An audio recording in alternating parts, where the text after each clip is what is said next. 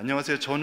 제 이름은 김윤상이고요. 저는 멕시코의 그 최미 남단에 있는 치아파스라는 주에서 거기서도 가장 남쪽에 있는 조그만 시골 마을인 꼬미단이라는 곳에서 사역을 하고 있는 김윤상 선교사입니다. 저는 어려서부터 이런 꿈이 있었어요. 어떤 꿈을 가지고 있었냐면은 저는 사업가로서, 크리스천 사업가로서 굉장히 크게 성공하고 크게 돈도 벌고, 그리고 그 성공을 이루고 나서 정말 많은 사람들이 인정해주고 많은 사람들이 이렇게 받아들여질 때에 그때 제가 저는 크리스찬입니다 라고 하면은 그게 하나님한테 굉장히 큰 영광이 될 거라는 믿음이 있었어요. 그리고 제가 제 삶을 돌아보면서 정말 내 인생을 정말 가치 있게 살았구나, 이런 거를 느낄 거라고 생각을 했었어요. 그리고 동시에 또 사업가로서 또 돈도 많이 벌고 해서 많은 선교사님들, 또 많은 교회들, 또 많은 어려운 사람들 도우며 산다라는 것이 얼마나 내 인생에 가치 있는 일인가, 그런 생각을 하면서 살았습니다. 그래서 저는 한국에서 대학을 졸업함과 동시에 중미에 있는 과테말라라는 나라로 이 크리스천 사업가로서의 성공의 꿈을 안고 떠나게 됩니다. 그곳에서 13년이라는 세월 동안에 일을 배우고 사업을 시작하고 이런 사업가로서의 길을 쭉 걸어왔었습니다. 그러다가 5년 전에 이 멕시코의 그 시골 마을로 하나님께서 그 굉장히 강력한 부르심이 있었어요. 사실은 이제 과테말라라는 나라에서 사실 굉장히 안정되고 행복하고 이런 가정을 꾸리고 살고 있었다가 그 하나님의 부르심이 너무 강력했는데 사실은 마음에 내키지 않았어요. 이 도시에서 이 좋은 사람들과 이 좋은 교회의 이런 성도들과 지체들과 또 일도 잘 되고 평안하고 이 가운데 내가 굳이 왜 떠나야 되는가. 근데 그 부르심이 너무너무 강력해서 나중에는 좀 너무 힘든 시간을 보내게 됐었어요.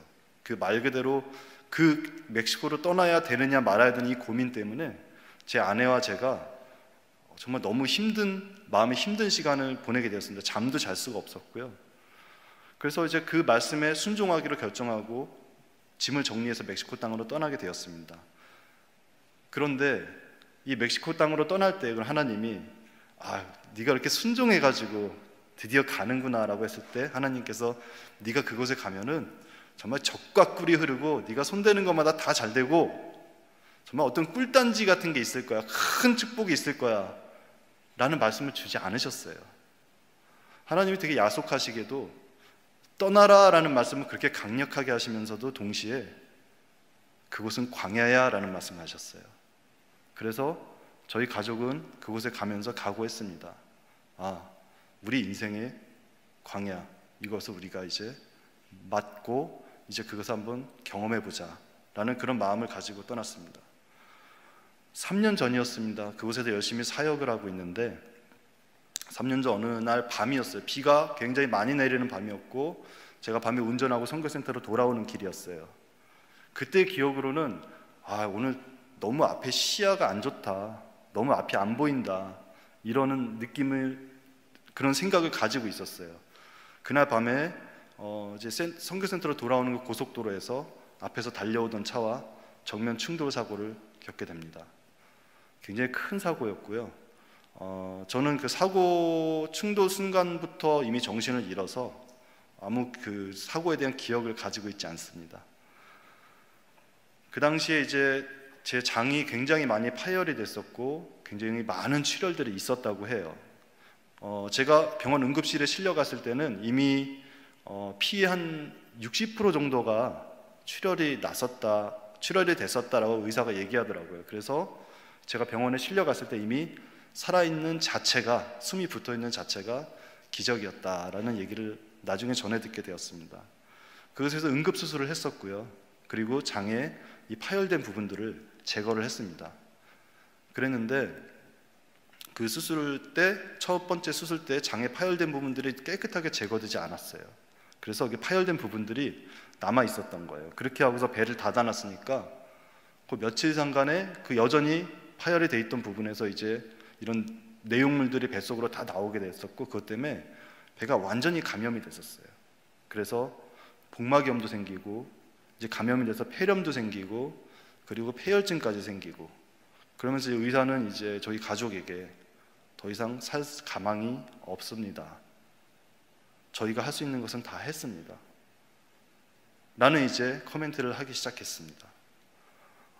저희 가족들은 굉장히 그 어려운 시간들을 보냈었고, 저는 그 수술들이 그는 굉장히 긴박하고 어려운 이런 상황들을 지났지만 저는 그때 의식이 없었어요. 제가 24일간 사고 이후로 24일 동안의 의식이 없이 그저 중환자실에 누워 있었습니다. 그러면서 가족들이 굉장히 그런 얘기들을 들으며 굉장히 힘겨운 시간들을 보냈었고요. 그리고 저는 이제 그 24일 동안의 수도 없이 죽을 수도 있다가 잠시 살아났다가 죽을 것 같다가 잠시 살아났다, 이런 시간들을 계속 보내게 되었습니다. 의사들은 매일매일 기적이라 그랬어요. 살아있는 것 자체가. 그런데도 저의 심장은 계속해서 뛰고 있었고 저의 인생이 거기서 끝나지 않고 있었습니다. 자, 그거는 이 땅에서 저에게 일어났던 일이고요. 그 시간 동안에 동시에 하나님께서는 저에게 그 시간들을 통해서 굉장히 많은 영적인 세계의 경험을 시켜주셨습니다. 제가 사실 그 영적인 세계에 대한 어떤 기대나 이런 것들이 많던 사람이 아니었어요. 굉장히 말씀 위주의 신앙생활을 중요시했던 사람이었고, 영적인 세계가 있지, 당연히 있겠지, 성령님이 계신데 있겠지, 하나님이 역사하시는 게 있지, 하지만 그럼에도 나는 말씀이 좋아 라는 이런 신앙생활을 하던 사람이었어요. 그래서 그랬는지 하나님께서 영적인 세계들을 굉장히 많이 경험하게 해주셨습니다.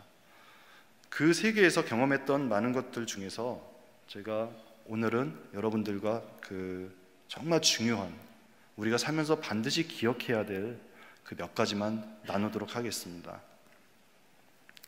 제가 그곳에 어떤 한 14, 15명 되는 그 악한 영들이라 하면은 여러분 어떤 이렇게 막 뿔이 있고 굉장히 무섭게 생기고 이렇게 피도 흘리고 혓바닥도 길고 뭐 이런 거 생각나실 수도 있잖아요. 근데 그게 아니라 그냥 사람의 모습을 하고 있는 그런 영들 가운데 갇혀서 지내고 있었어요. 그래서 어느 날 제가 그 갇혀 있는 곳을 빠져나오게 됩니다. 제가 다니엘 기도회 때 그 예수 보혈이라는 것을 외치면서 그들과 싸웠었는데, 그러면서 그 장소를 빠져나오게 됐었어요. 빠져나오게 돼서 어느 캄캄한 밤에, 제 기억으로는 그래요, 그 자갈밭들이 있었고 그 옆에 바다가 있었고요. 그리고 앞에는 큰 돌산들이 2개가 있었어요. 그 중에 이 오른쪽 돌산의 꼭대기에 누가 서 있더라고요. 딱 보니까 대번에 알 수 있었어요. 예수님이시라는 거. 어떤 그 빛을 내면서 거기서 어떤 누군가, 사람의 모습을 한 누군가 서 있는데 딱 대번에 알겠더라고요. 나중에 누가 물어보더라고요. 그게 예수님인지 어떻게 알았어요? 그랬더니 제가 그 예수님 만날 때 느낌을 알려드릴게요. 여러분들도 제가 확신하건대 여러분들도 예수님 보는 순간에 예수님이네, 바로 아시게 될 겁니다.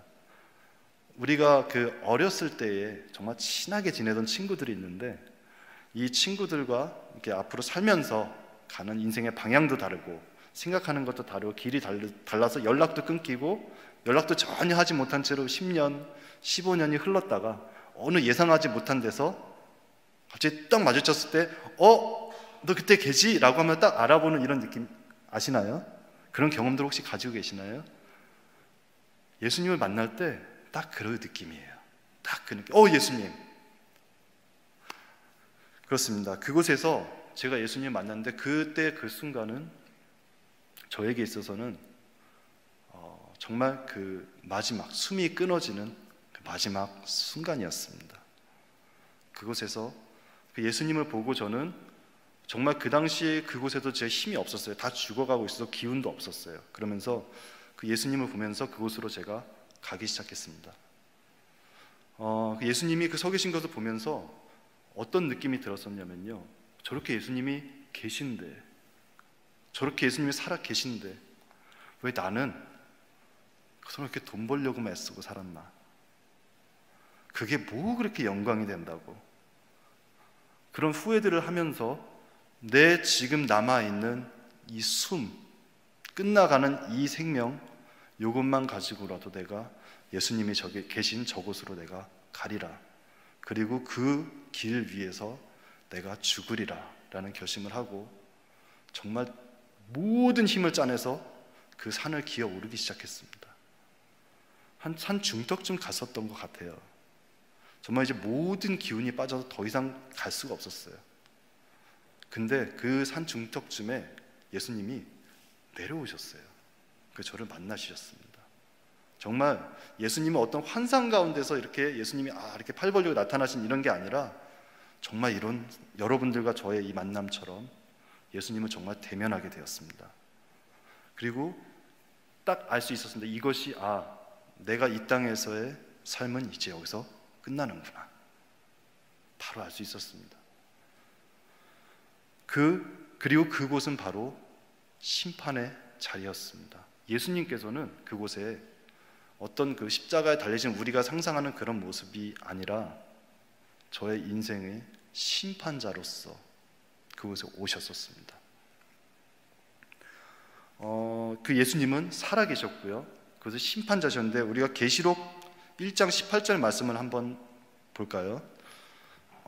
자, 읽도록 하겠습니다. 곧 산자라 내가 전에 죽었었노라 볼지어다 이제 세세토록 살아있어 사망과 음부의 열쇠를 가졌노니. 이 심판자이신 예수님께서는 모든 사망과 음부의 열쇠를 가지고 계십니다. 이것을 가지고 있는 유일한 분이십니다. 그 심판의 자리에서 우리를 건지실 수도 있고 우리를 그 사망과 음부로 보내버리실 수도 있는 유일한 결정권을 가지신 분이 예수님이십니다. 이 심판의 자리에 섰을 때에 어떤 일이 일어나는지 설명을 드릴게요. 이것을 설명을 드리는 이유는 이곳에 계신 여러분들께서도 머지않은 시간 내에 반드시 직면하시게 될 현실이 될 것이기 때문입니다. 제가 예수님을 만나고 제가 가운데 누워있고 그 다음에 또 하나는 사탄이 그 자리에 왔어요. 그 사탄은 누구였냐면 그 한 14~15명의 그 악한 영들을 좌지우지하고 일을 시키던 그 사탄의 리더 중에 하나였어요. 이 사람이 올라왔어요. 자, 사탄이 있고 예수님이 있고 제가 가운데 있을 때 그때부터 심판이 일어나기 시작합니다. 한번 여러분 상상 한번 해보세요. 그 장면을. 그때 그 예수님과 저와 사탄이 같이 보고 있는 그 상황에 저의 인생이 쫙 펼쳐지기 시작했습니다. 어려서부터 최근까지. 여러분의 인생이 다른 누군가 앞에서 쫙 펼쳐진다는 느낌이 어떨 것 같으세요? 자랑스러울 것 같으세요? 정말 내 인생, 나는 진짜 너무너무 잘 살았다라는 느낌이 들 것 같으세요? 여러분, 제가 정말 누구한테도 들키고 싶지 않았던 것, 정말 누구에게도 보이고 싶지 않았던 것들 다 드러나요. 얼마나 창피한지 몰라요.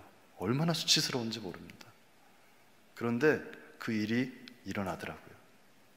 그것이 쫙 펼쳐지는데 그것을 저 혼자만 봤으면 좋겠는데 그 예수님도 보시고요, 사탄도 같이 봅니다. 사탄이 그거 보면서 뭐라 그럴까요? 예수님한테, 예수님, 제 살아온 것 좀 보십시오. 제 살아온 것 좀 보십시오. 저거 보십시오. 저 교회 다닌다고 하면서 저렇게 사는 것 좀 보십시오. 저게 예수 믿는다고 하는 사람입니까? 저의 인생을 가지고 정죄하기 시작하고요, 그 예수님께 참소하기 시작합니다. 왜 그랬을까요?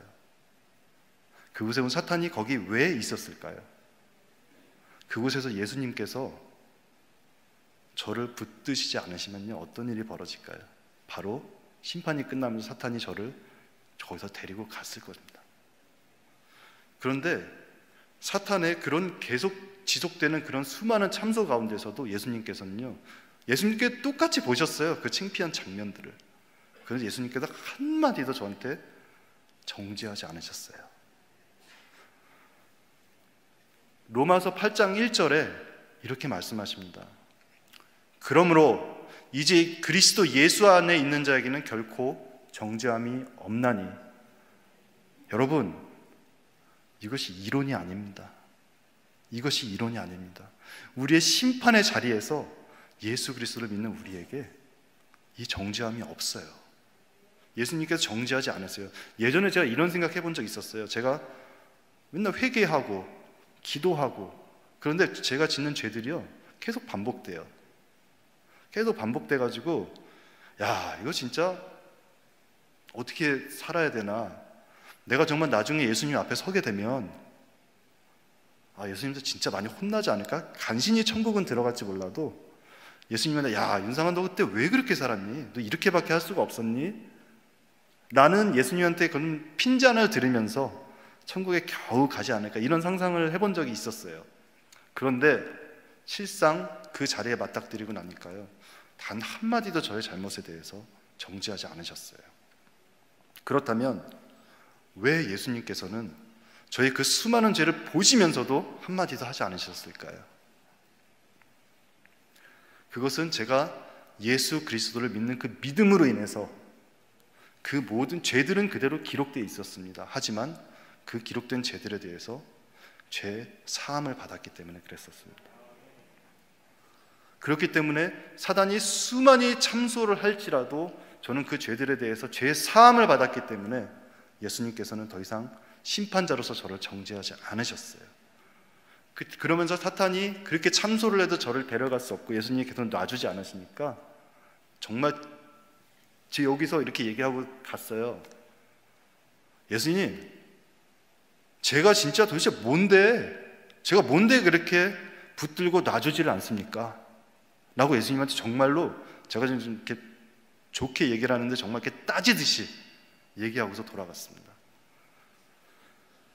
자, 그곳에서 사탄이 떠나간 그 자리에서 이제 저의 삶에 대한 평가가 이루어졌습니다.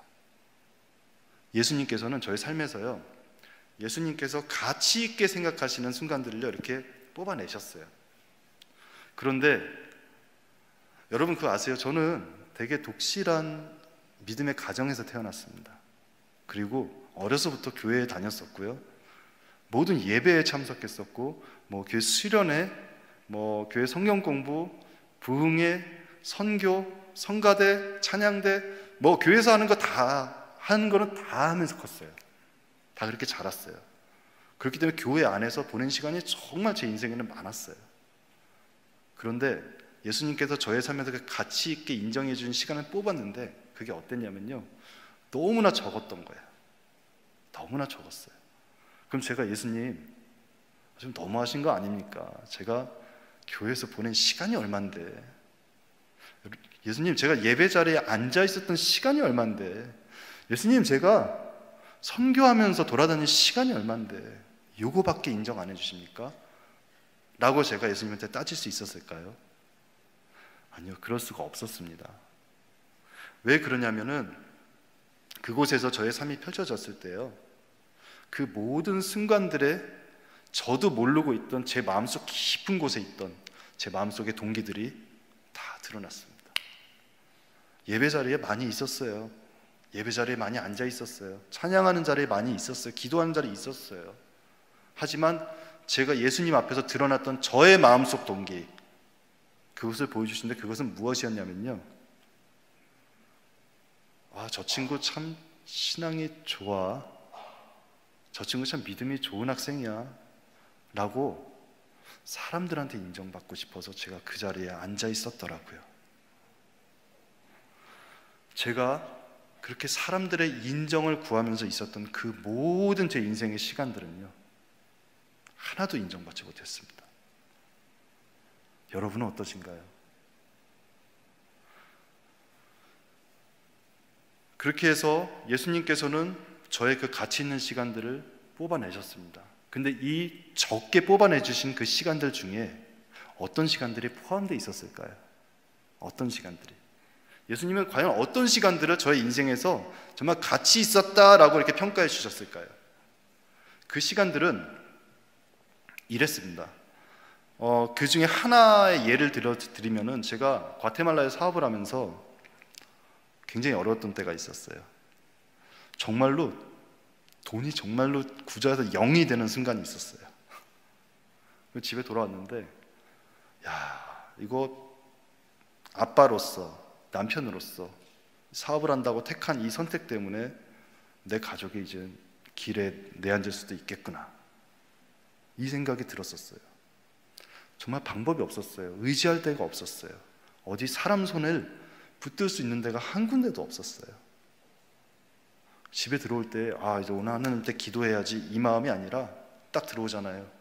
그럼 그냥 무릎이 그냥 꿇려요. 그러니까 하나님, 살려만 주십시오. 하나님, 우리 가족 살려만 주세요. 어떤 사람에게 의지할 것이 아무것도 없었던 그 순간, 오로지 하나님만 정말 그 지푸라기 잡는 심정으로 붙들고 씨름했던 그 순간들, 그게 예수님이 그렇게 좋으셨나 봐요. 예수님께서 그 순간을 그 가치 있는 시간들에 뽑으셨습니다. 하지만 제가 지금 말씀드린 것은, 그럼 여러분들의 인생에 가치 있는 시간들을, 예수님께서 인정해 주시는 가치 있는 시간들을 만들기 위해서 많은 고난을 겪어야 되느냐, 그것을 의미하는 것이 아닙니다. 아니면은 여러분이 예배 가운데 앉아있는 이 시간이 그런 가치가 없는 시간이냐, 그것도 아닙니다. 우리가 예배 가운데 이곳에 있지만은 우리가 이곳에서 사람의 인정을 구하지 아니하고 우리의 마음속 깊은 동기가 정말 하나님을 사랑하고 예수님을 사랑하며 하나님을 더 알기를 원하고 하나님의 그 이름을 영화롭게 하는 것이 정말 우리 마음의 중심에 있는지 우리가 한번 돌아봤으면 좋겠습니다. 그곳에서 예수님께서는 그 시간들을 뽑으시고 이제 그것을 알게 됐어요. 그렇게 심판을 하시고, 그런데 그 심판의 기준이 있어요. 심판의 기준이 있습니다. 여러분, 이것을 여러분들이 꼭 아셨으면 좋겠어요. 왜냐하면 심판이 남의 일이 아니기 때문에 그렇습니다. 남의 일이 아니기 때문에 그렇습니다. 제가 장담할 수 있습니다. 이곳에서 그 심판의 자리를 피해 가실 수 있는 분은 한 분도 없으십니다. 그렇기 때문에 우리가 이 땅에서 어떤 기준을 가지고 어떤 가치를 가지고 살아갔느냐 별로 중요하지 않습니다.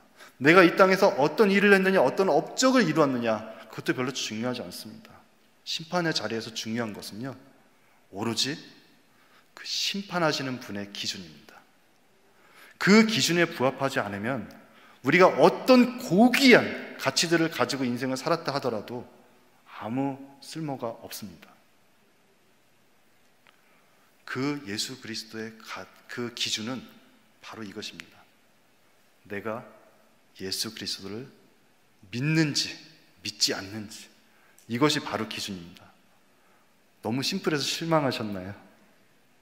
여러분, 예수 그리스도를 믿는다라는 것이 얼마나 큰 축복이고 얼마나 큰 은혜고, 그 구원을 이루시기 위해 그 삼위일체 하나님께서 이루신 일이 얼마나 크고 엄청난 일인 것을 여러분 아시기 바랍니다. 그래서 요한복음 3장 18절에서는 이렇게 말씀하십니다. 요한복음 3장 18절, 그를 믿는 자는 심판을 받지 아니하는 것이요 믿지 아니하는 자는 하나님의 독생자의 이름을 믿지 아니하므로 벌써 심판을 받은 것이니라. 심판의 기준은 예수를 그리스도로 믿는 믿음입니다. 다른 기준이 없습니다. 그렇다면 이곳에 계신 여러분들은, 모든 분들은 예수를 그리스도로 믿으십니까? 아멘. 아멘. 자, 그러면 우리가 예수를 믿는다라고 할 때 우리가 예수를 믿는다라는 것은 무엇일까요? 제가 많은 사람들한테 예수 그리스도 전하면서 물어봤어요. 예수 믿습니까?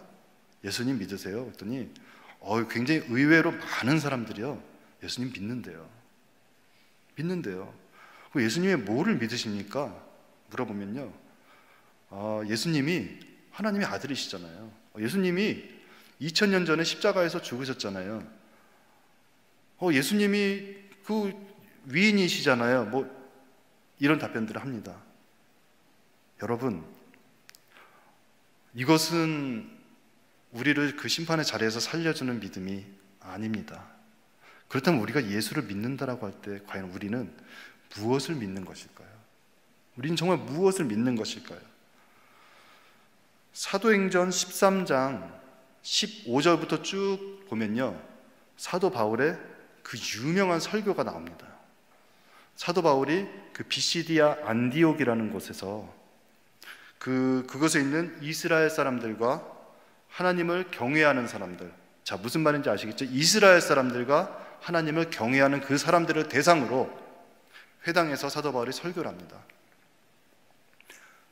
출애굽 때부터 하나님이 이스라엘 백성을 택하셔서 가나안으로 들여보내셨고, 또 사사들을 보내셨었고, 왕을 세우셨고, 그래서 그 다윗의 왕의 자손으로 예수가 오셨고, 그 예수가 오셨는데 우리가, 여러분들이 그 죄 없는 예수를 죽였고, 그리고 그럼에도 그 예수를 하나님께서 다시 살리셨다라는 설교를 그곳에서 합니다. 그때 그것을 듣는 그 유대인들과 그 하나님을 경외한다는 그 사람들의 마음이 어땠을까요? 그 사람들의 마음에 이런 질문이 있었습니다. 그래, 사도 바울, 네가 말하는 예수가 메시아라 치자. 네가 우기는 그 예수가 진짜 부활했다 치자. 네가 말하는 그 예수가 하나님의 아들이라 치자. 그래서 뭐 어쨌다는 거냐? 그 질문에 대한 답으로 사도 바울은 사도행전 13장 38절 39절의 말씀을 하고 있습니다. 읽겠습니다.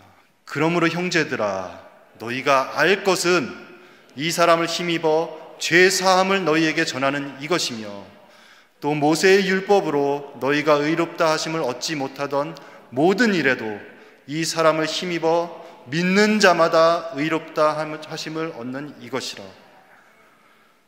여러분, 사도 바울의 목소리가 들리지 않으시나요? 그러므로 예수님께서 이렇게 죽으시고 부활하셨는데, 그러므로 너희가 알 것은, 그러므로 우리가 알아야 될 것은 무엇입니까? 오로지 예수님을 통해서만이 우리에게 죄 사함이 있다라는 것입니다. 하나님께서 구약에 율법을 주시고 언약을 주시고 많은 선지자들을 보내시고 사사들을 보내셨지만은 그 누구도 할 수 없었던 그것이 바로 죄 사함입니다. 이 죄 사함이 오로지 예수 그리스도를 믿는 믿음으로만 이루어질 수 있으며, 이 예수 그리스도를 믿는 이 믿음으로 인한 죄 사함만이 우리를 마지막 인생의 끝에 심판의 자리에서 우리를 살릴 수 있습니다. 그렇다면 이 죄 사함을 주는, 우리에게 죄 사함을 가져다 주는 이 믿음은 도대체 무엇일까요? 우리가 예수님을 믿는다고 할 때 도대체 무엇을 믿어야지 우리한테 이 죄 사함과 이 의로움이 우리의 것이 될 수가 있을까요? 그것은 바로 이것입니다. 첫 번째, 예수 그리스도가 내 죄를 대신해서 십자가에 못 박혀 죽으셨다라는 것입니다. 우리의 죄, 인류의 죄, 이런 것이 아니라 나의 죄를 위해서 십자가에서 죽으셨다라는 것을 믿는 것입니다.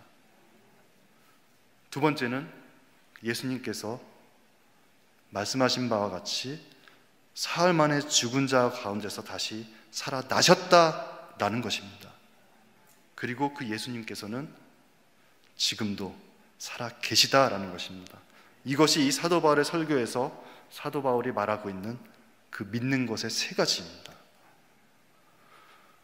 여러분, 오늘 이 자리에서 여러분 저를 한번 따라해 주시겠습니까? 예수 그리스도가 내 죄를 대신하여 십자가에서 죽으셨다는 것을 저는 믿습니다.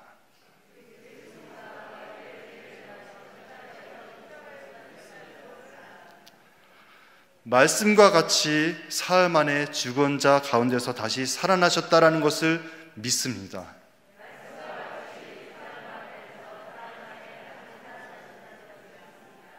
그리고 그 예수님이 지금도 살아계시다는 것을 믿습니다.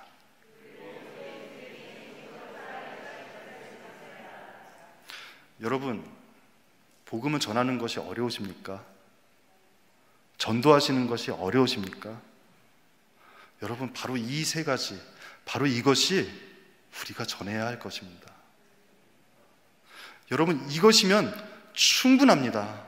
여러분, 이것이면 충분합니다. 이것을 전하는 것이 바로 우리가 복음을 전하는 것이고요, 바로 이것이 우리가 전도를 하는 것이고요, 이것의 결과는 바로 그 심판의 자리에서 사단에게 내어줌을 당하지 아니하고 예수님께서 끝까지 붙드시고 구원하시는 그 기준이 되는 것입니다.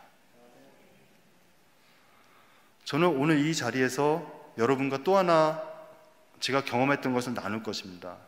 이것은 비밀입니다. 비밀입니다. 하지만 이것을 정말 여러분들과 꼭 나누고 싶습니다. 여러분, 우리는 예수 그리스도를 믿고 예수 그리스도를 우리의 구세주로 인정함으로 우리는 구원을 받았습니다. 심판의 자리에서 예수님께서 반드시 붙드실 것입니다. 하지만 우리의 믿음이 이 구원을 받는 데서만 멈추지 않았으면 좋겠습니다. 이 구원을 받은 것 자체가 이미 너무나 말도 안 되는 큰 은혜이지만 우리가 여기서 멈추고 싶지 않은 것이에요. 여러분, 상급이 있다라는 말 들어보셨습니까? 여러분, 우리가 하나님 나라에 가면, 천국에 가면 상급이 있다는 얘기 들어보셨어요? 어떤 상급이 있을 것 같으세요? 어떤 상급이 있을까요? 전 어렸을 때 그런 생각 해본 적 있어요. 내가 만약에 천국에 갔을 때 이 땅을 살면서 그래도 좀 예수는 어차피 믿었고 예수님 믿는데 좀 선하게 살고 착하게 살고 좀 어려운 사람도 많이 도와주고 남들보다 좀 더 크리스찬답게 산다 그러면 무슨 상급이 주어질까?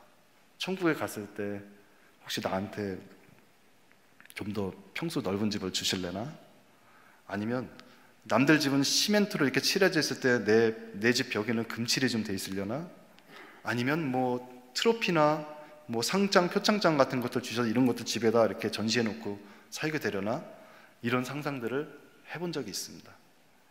그런데 제가 그 영의 세계에서 이 상급이 무엇인지를 직접 보게 되었습니다. 이 비밀을 여러분들과 나누려고 합니다. 오늘의 말씀이죠.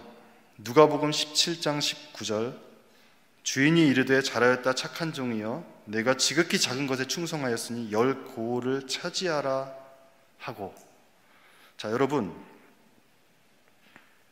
이 문화의 비유 알고 계세요? 문화의 비유 잘 알고 계세요? 이것이 그 달란트라는 것과는 또 다른 비유인 것 아시죠? 제가 이 문화의 비유를 잠깐 이렇게 스토리를 설명을 드릴게요.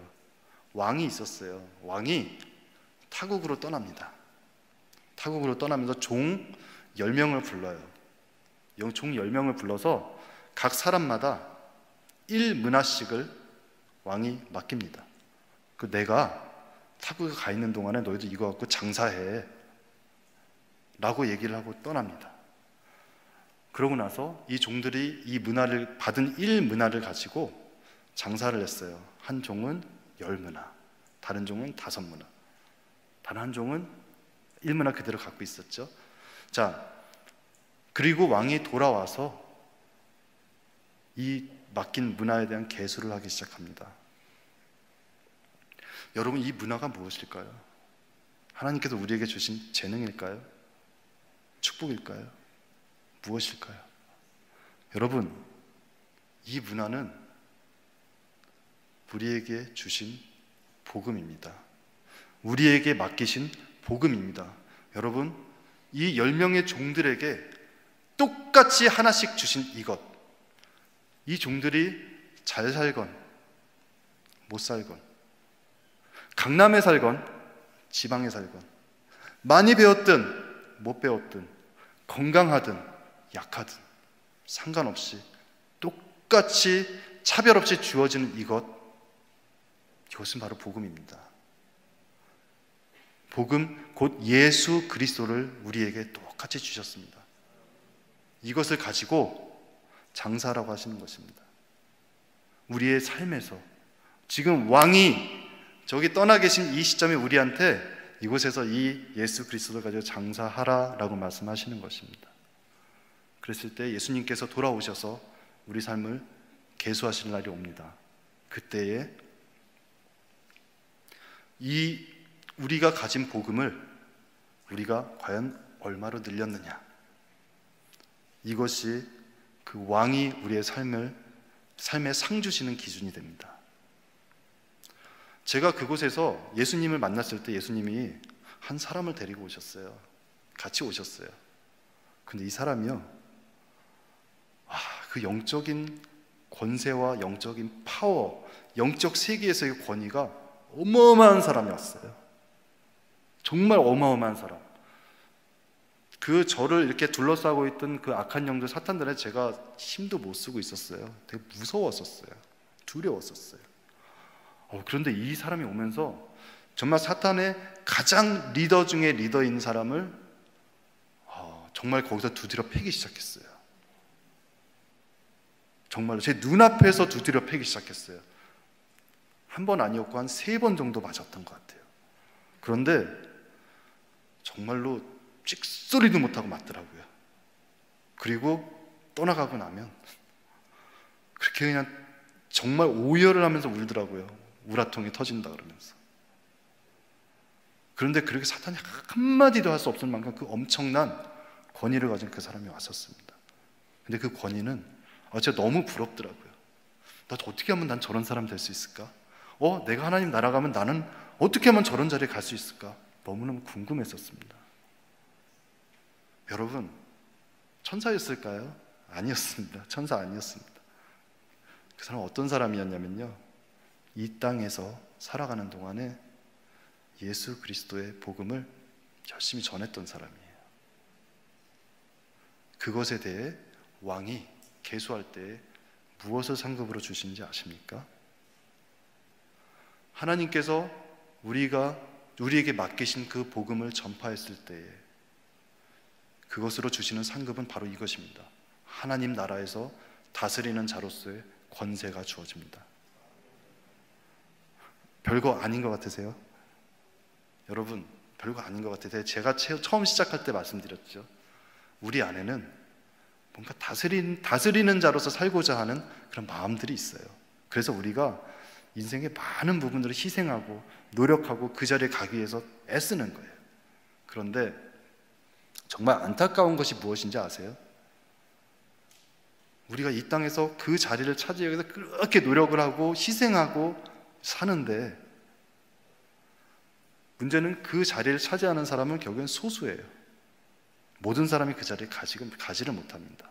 두 번째, 우리가 그런 자리에 갔다라고 하더라도 우리가 그거를 오래 지속하지를 못해요. 몇 년? 좀 길게 누르면 한 몇십 년? 그리고 끝나요. 영원하지가 않습니다. 세 번째는, 우리가 그것을 추구하면서 우리가 열심히 살아도요, 언제 우리의 삶이 끝날지 우리가 알 수가 없어요. 그렇습니다. 그런데 그 하나님 나라에서 주어지는 이 다스림의 권세와 이 다스림의 상급은 영원합니다.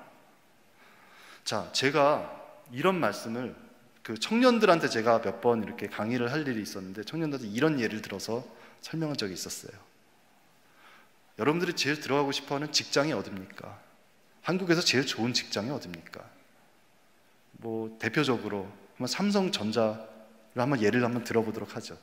삼성전자에 신입사원들이 들어갔어요. 제가 삼성의 대표입니다. 자, 신입사원 여러분들한테 내가 1년의 시간을 드릴 거예요. 1년의 시간을 드릴 거예요. 여러분들이 1년 동안 나가서 100명만 전도해 갖고 오세요. 그러면은 1년 뒤에 내가 바로 임원으로 승진시켜 주겠습니다. 어떨 것 같으세요? 그 신입사원들이 물불을 가리면서 전도할까요? 물불을 가리지 않고 누가 욕해도, 누가 때려도, 누가 멸시해도, 자존심이 짓밟혀도 그 1년 죽어라 전도할 거예요. 100명 반드시 채워올 겁니다. 그렇죠? 뭐 때문에요? 그 임원이라는 자리 때문에. 여러분, 이런 임원, 삼성전자라는 회사의 임원의 자리와 비교도 할 수 없는 비교도 할 수 없는 영원한 다스림의 자리가 우리에게 상급으로 주어질 것입니다.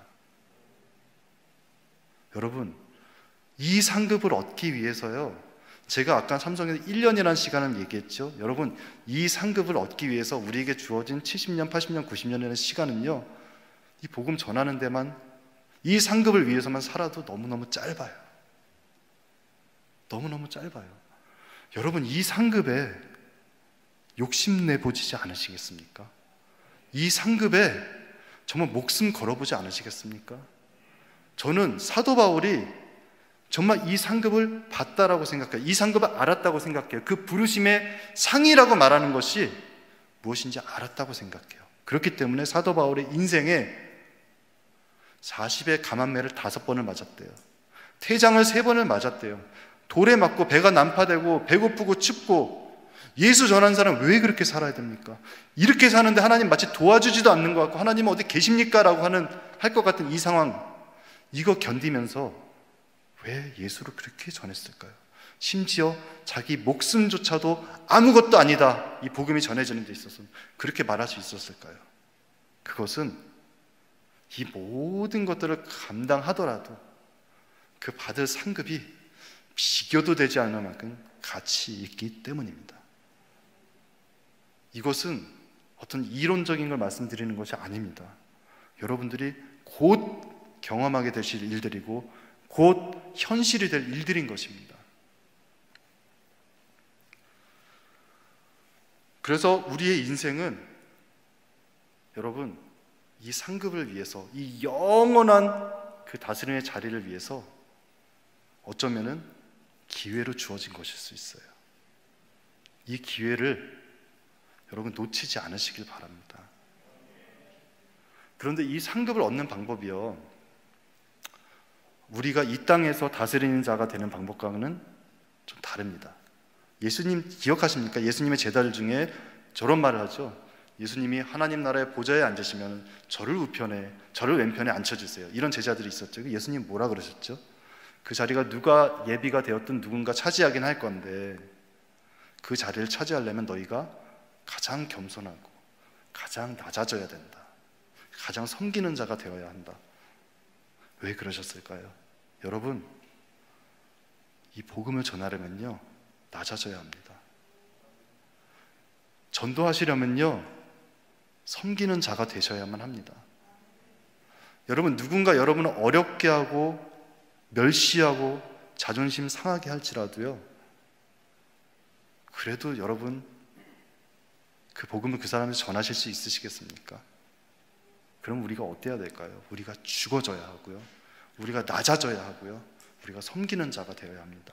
그리고 이 복음을 전하는 것, 사람이 사람에게, 우리가 사람들에게 많은 것을 줄 수가 있죠. 뭐 어려운 사람에게 돈을 줄 수도 있고, 힘든 사람에게 시간을 줄 수도 있고, 뭐 먹을 걸 줄 수도 있고, 많은 것도 줄 수가 있지만요, 제가 볼 때는 그렇습니다.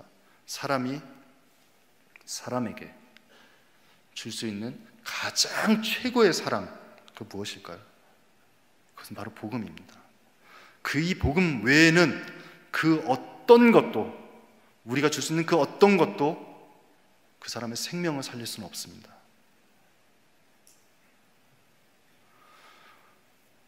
이것을 경험하고 난 이후에 저의 세계관에, 저의 인생관에 큰 변화가 왔어요. 이제 깨어났죠? 깨어나서 이제 변화가 왔는데 어떤 변화가 왔을까요? 전에는 이런 제가 관점들이 많았어요. 저 사람은 성공했네. 야, 저 사람 영향력이 대단한데. 야, 저 사람 부러운데. 저 사람은 좀 안 됐다. 저 사람은 너무 형편이 어려운 것 같아. 저 사람은 건강이 너무 약한 것 같아. 안타깝네. 그 이후에는요, 기준은 하나였습니다. 예수를 믿느냐, 예수를 믿지 않느냐.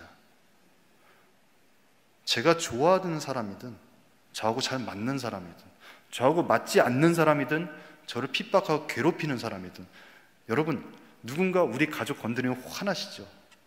엄청 화나시죠? 나는 욕해도 우리 엄마 아빠 욕하면 가만 안 놔둬. 나는 괴롭혀도 우리 자식 건드리면 가만 안 놔둬. 그러지 않아요? 그것마저 감당하실 자신 있으신가요? 그렇게 하는 사람을 향해서 우리가 저 사람이 예수를 믿나? 예수를 믿지 않나? 그 사람이 그렇게 할지언정 우리가 나아가서 그 사람의 영혼을 위해서 예수를 전하실 마음은 없으신가요? 쉽지 않은 일인 거 압니다. 그렇기 때문에 하나님이 이 쉽지 않은 일을 우리한테 시키시면서 말도 안 되는 보상을 준비해 놓고 계십니다. 그래서 우리가 그런 삶을 견디어낼 만한 가치가 충분합니다. 이후로 저의 삶은 제가 난 그러면 이제부터 복음 전하면서 살아야지 라는 결심을 해본 적이 없어요. 저절로 전하게 되더라고요. 만나는 모든 사람들에게 예수를 전해야 돼요. 왜냐하면 여러분, 저를 언젠가 다시 만날 수 있을 거라고 생각하십니까? 여러분, 저는 장담하건대 장담은 아니지만 오늘 이 자리에 여러분들을 뵙는 것이 저의 인생에, 여러분의 인생의 마지막 순간일 수도 있다라고 생각합니다.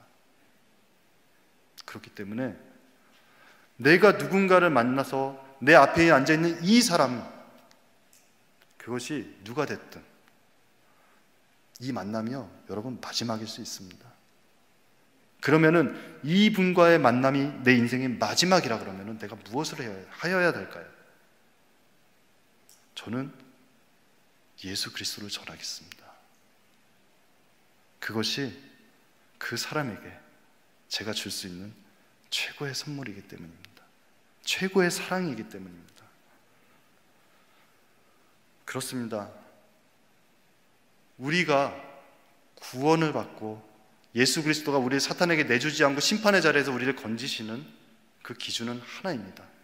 바로 예수를 그리스도로 믿느냐, 그것입니다. 두 번째는 그것을 우리가 전하고 사는 그 삶에 대해서 하나님께서 주시는 말도 안 되는, 여러분들이 무엇을 상상하시든 간에 그것과 비교도 안 되는 엄청난 상급이 주어진다는 것. 그런데 그 상급은 영원한 것이라는 것. 영원한 것이라는 것. 그것을 꼭 기억하시기 바랍니다. 우리 모두가 곧 직면할 것입니다. 절대로 멀지 않습니다. 나이가 어리다고 멀리 있지 않습니다. 여러분, 우리가 반드시 직면해야 될 이 현실을 준비하셨으면 좋겠습니다. 사실 많은 분들이 이것을 직면할 준비가 되어 있지 않으십니다. 하지만 하나님께서는 그 단 한 명이라도 더 많은 사람이 그 하나님 나라에 들어오기를 정말 너무너무 원하십니다. 우리가 정말 상상하는 것 그 이상으로 하나님께서 정말 너무너무 원하십니다. 우리가 하나님께서 원하시는 이것 우리가 좀 할 수 없을까요? 그리고 그 하나님께서 진정 원하시는 그것을 하는 주의 백성들, 주의 종들에게 주시는 상급, 그거를 우리가 기대하며 살았으면 좋겠습니다.